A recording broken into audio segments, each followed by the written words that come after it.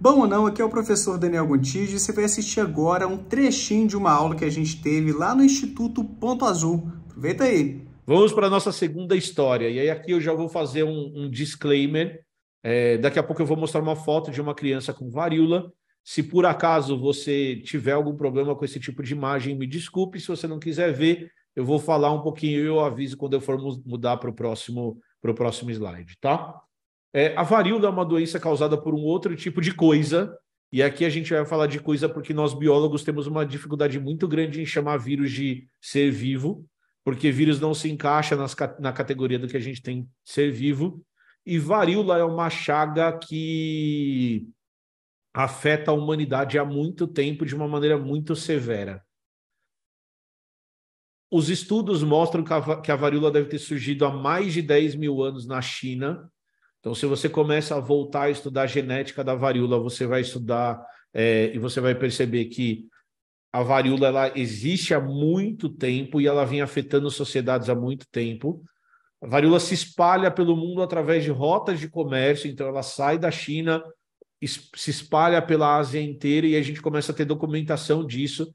Então, por exemplo, você tem documentação de surtos de varíola em cidades chinesas e em cidades indianas com mais de 1.300 anos antes de Cristo, ou seja, quando as primeiras sociedades são formadas, sociedades que deixam documentos para a gente até hoje, a gente já tem uma documentação do surgimento desse vírus.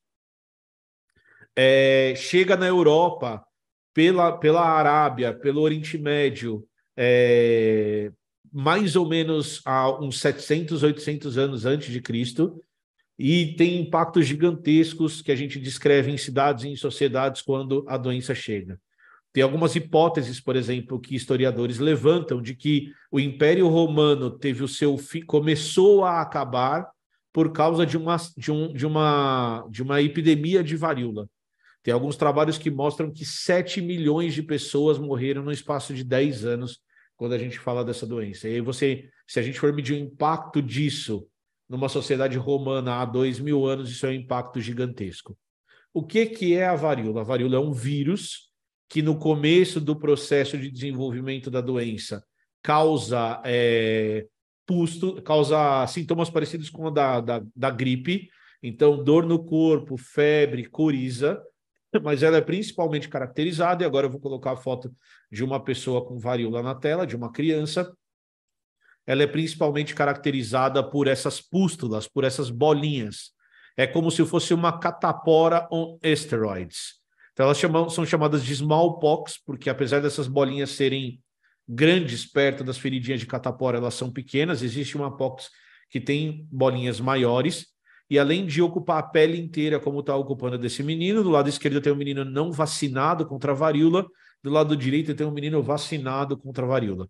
Então, apesar dela produzir isso na pele, ela também produz nas mucosas. Então, a varíola se desenvolve dentro da boca, dentro do trato respiratório.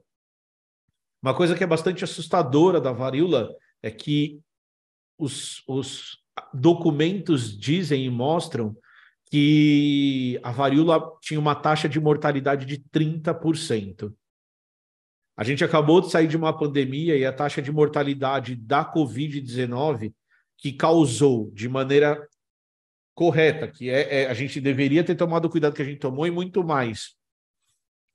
A gente tem dados que, dependendo do lugar, a taxa de mortalidade da Covid varia de 0,7% a 1,4%. Então, vocês imaginem uma doença que chegava numa sociedade e matava pelo menos 30% da população.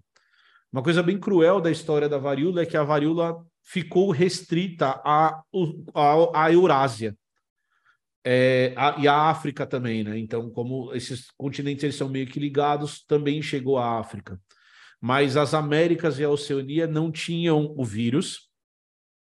E aí, quando os europeus chegam nas Américas em 1498, eles trazem com eles o vírus da varíola e de outras doenças que não aconteciam aqui nas Américas, certo?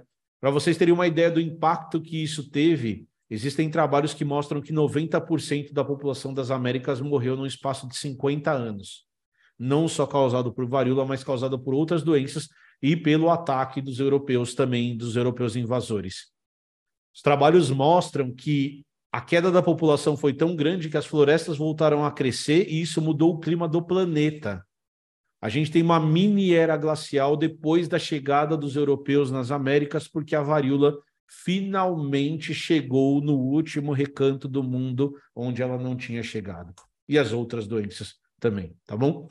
O que é interessante a gente entender é que essa doença foi tratada de várias maneiras. Então, como ela criava essas pústulas que pareciam bolhas, os tratamentos envolviam desde você deixar a pessoa seminua para que o calor fosse embora, usar chás e usar ungüentos que esfriassem o corpo, deixar o quarto aberto pelo maior tempo possível, com maior circulação de ar. Tem alguns trabalhos chineses que pegavam a casquinha das pústulas e passavam nas pessoas. Mas aqui começa a acontecer uma revolução que começa, de novo, não na Europa, começa na Índia, em que as pessoas começam a perceber que pacientes que já tivessem tido varíola e sobrevivido não desenvolviam varíola mais. Então, tem trabalhos bem interessantes, tem relatos históricos bem interessantes, que mostram que as pessoas que tinham doença, que já tinham tido a doença, elas eram colocadas para cuidadas e sobreviveram, é claro, para cuidar de outras pessoas que estavam com a doença agora, porque elas não desenvolveriam a varíola mais. Nesse contexto, surge uma ideia de fazer um processo chamado de variolação. Então, o que é a variolação? A variolação é uma contaminação controlada pela varíola. Então, os médicos começaram a pegar uma agulhinha ou uma lanceta, colocar na secreção das bolinhas de quem tinha varíola e contaminar de maneira controlada as pessoas que estavam saudáveis. Esse processo de variolação é eficiente, ele diminui muito a mortalidade por varíola. Então, ele causa uma varíola na pessoa, a pessoa ficava doente, só ficava doente de uma maneira mais controlada, tinha uma mortalidade envolvida, parte das pessoas que passavam por variolação morriam, e aí eles iam fazendo tentativa e erro, eles iam testando em algumas cidades, não testando em outras, anotando os dados e vendo como isso acontecia. Então, esse processo de variolação, ele foi muito importante em muitas cidades da Europa, do Oriente Médio e da Ásia, porque ele reduzia a taxa de mortalidade de 30% para 2%. É importante a gente lembrar que quem morria mais de varíola eram crianças muito pequenas. Então tá. Até que esse cara aqui, ele estava trabalhando, era um pesquisador, eu esqueci o nome dele, é Jeff, não vou lembrar agora, desculpem, sou péssimo para nomes. Um dos pesquisadores mais importantes, inventor da vacina, eu estou esquecendo o nome do cara. Ele era um médico e ele vai numa época da vida dele trabalhar numa fazenda e ele consegue perceber que a responsável por tirar o leite da vaca tinha marca de varíola na mão, marcas semelhantes à varíola na mão, mas ela não desenvolvia a doença. E ao tentar estudar o que essa moça tinha, ele percebeu que ela tinha pego a varíola da vaca. Então, é um vírus muito parecido com o vírus original, é um vírus muito parecido com o vírus humano, só que afeta principalmente vaca. E aí, ele conversando com ela, ele descobre que esse vírus, essa doença que ela teve, ela desenvolveu a varíola, só que é uma varíola muito mais branda do que a varíola produzida por seres humanos. Conhecendo o processo de variolação, ele pega uma criança saudável e ele faz a variolação usando o vírus da vaca. Então, ao invés de usar o vírus da varíola humana para fazer a variolação, ele usa o vírus da vaca. E o que ele percebe é o seguinte: a primeira coisa que ele percebe é que a criança desenvolve sintomas bem leves da doença por 9 dias. Então, ela vai ter febre, dor no corpo, em alguns casos, depois ele descreve até o desenvolvimento de algumas pústulas, mas depois de 9 dias todos esses sintomas vão embora. E aí ele expõe essas crianças à varíola, ele expõe a criança do experimento à varíola. E quando ele faz isso, ele descobre que a criança está imune à varíola. Então, ele usando a varíola da vaca, causa uma varíola na criança que é muito mais branda e que a deixa imune à varíola humana. Ele escreve o artigo científico e manda para para Londres, para a maior revista científica do mundo, e a revista da Royal Society recusa o artigo dele. Fala que o artigo dele não faz o menor sentido. Mesmo tendo essa recusa do artigo, ele vai lá e escreve um livro. E é nesse livro que ele usa o termo baseado no latim vaca para descrever as primeiras vacinas. Então, ele cria a primeira vacina baseada na varíola da vaca.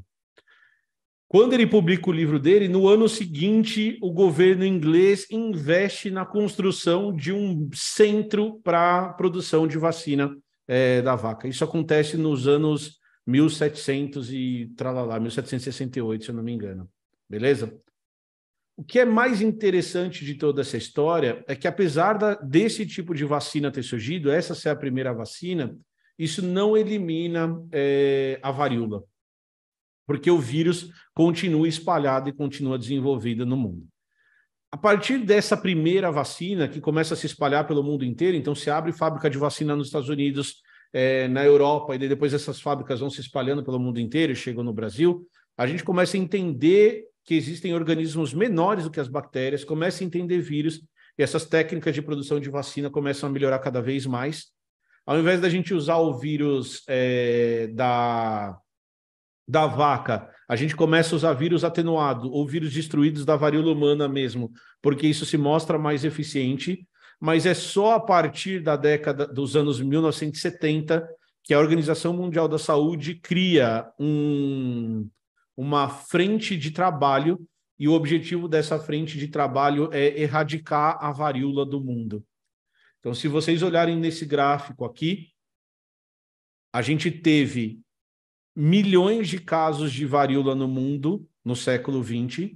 Alguns trabalhos mostram que a varíola é uma causa de mortalidade gigantesca, tanto na Primeira quanto na Segunda Guerra Mundial.